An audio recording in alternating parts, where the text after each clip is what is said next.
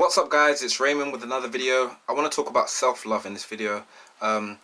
Recently I've changed my approach when it comes to making YouTube videos. So as I said in one of my previous videos, sometimes it can be hard to come up with ideas as to what videos to make and what subject matter to create a video around. So what I've done is I've gone to different social media outlets and I ask people, especially my friends, which topic should I create YouTube videos based on? Which topics would you be interested in watching?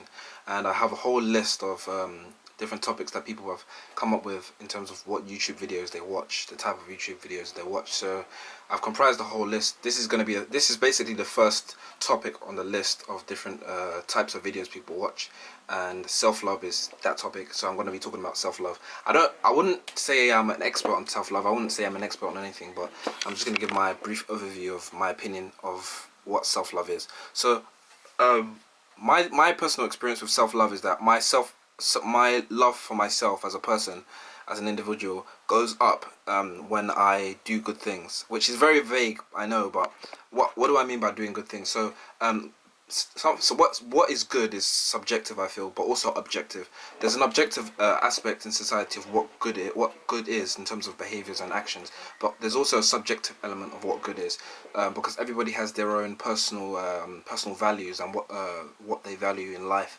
So what I value might be different from what somebody else values. For example, going to the gym is one of my personal values. I aspire to be aesthetically pleasing and aesthetically appropriate, and it's one of my goals to look good physically. So that's one of my personal values. Somebody else might not necessarily value aesthetic muscles in the same way I do. So doing good is basically following your personal values to the best of your ability, and the more you follow your personal values to the best of your ability, it has a positive correlation to how much self-love and confidence you have. But I do feel that self-love isn't just a level of confidence that you have, of inner confidence or outer confidence. It is a practice. It is a skill. It is it is the actions. It's innate in the actions that you perform. In each action, you can determine how much self-love is in that action. Sometimes you can't necessarily sometimes some people might argue that not every action has to be self-loving, because that person might be described as selfish. But I disagree, because every human being is, I believe, is an aspect of nature, is under the roof of nature, is controlled by nature. Every aspect of the human being, the cells, the brain, the skull, every aspect of the human being, and also every aspect of the universe is governed by nature, by natural laws. So I believe that the more you follow these natural laws, and the best how well you follow these natural laws coincides with the amount of self-love you have. For example, eating healthy is a very good way of abiding by natural laws, because that allows you to have a healthy functioning body, which allows you to produce more, provide more, and that allows you to gives you a better chance to reproduce and find a mate. This is just an overview of what I believe. So self-love is a very complex topic, and I describe it completely differently to other people. Self-love, another example of self-love might be going jogging, or doing exercise, or eating healthy, or drinking water,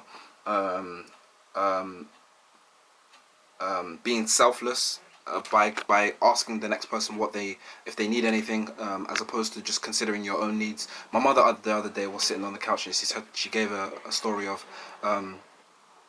how it's important to make sure that you as a person consider the future generations, not only your own generation. And I felt my mom said that she feels sorry for little kids. She loves kids, but she feels sorry for them, because she feels that the older generation haven't necessarily taken into account the needs of the future generation.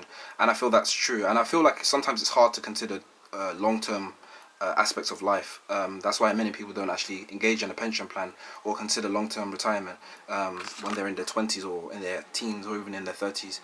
It's only when they're pushed to the brink, or they've had an existential crisis, or they've come to a shock in the realization that they need to take care of this because the time is coming up.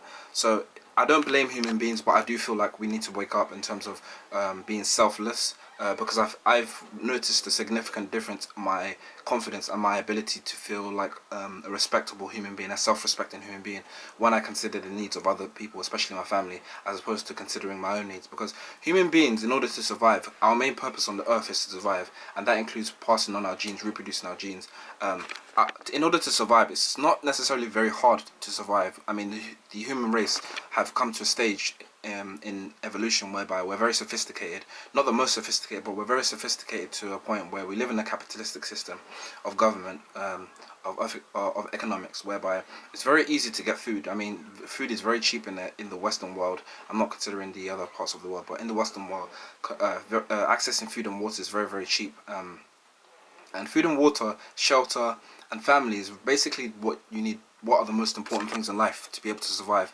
Also, mating, being able to mate is very, very important as well, because you need to pass off your offspring, pass on your genes to be able to survive in the next generation. But that's necessarily that's you could argue that's very easy as well, because that's a byproduct of being healthy, being a healthy human being, which is somewhat down to genetics, but also you can change you can affect how healthy you are by the food you intake, the fluids you intake, your style of life, etc.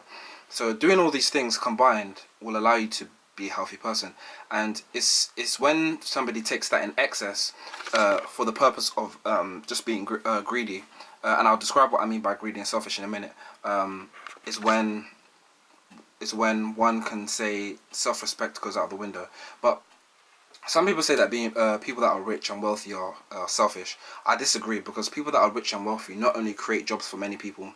If there were no rich and wealthy people, there wouldn't be any jobs in the capitalistic system. We would all have to be either self-employed, and we'll go back to the times of people being farmers and being raking oats, picking oats and stuff like that. So we definitely don't want that to happen. So I think Adam Smith, the great economist of the 18th century, said 18th or 17th century said used the term the invisible hand, whereby being selfish to an extreme degree, in other words, being a merchant or a capitalistic person that creates businesses or enterprises, being selfish in that regard to boost your own profit, actually creates, in effect, jobs and the well-being and prosperance of other people. You see that in the capitalistic system that we live in. But anyway, I'm going to bring this video to an end because I don't want to go on for too long, but that's my overview of self-love. Just make sure you have clearly defined personal values. My personal values are going to the gym, working. I think consistent work, earning income is very important, because you need to be able to provide not only for yourself but for other people, especially your immediate family.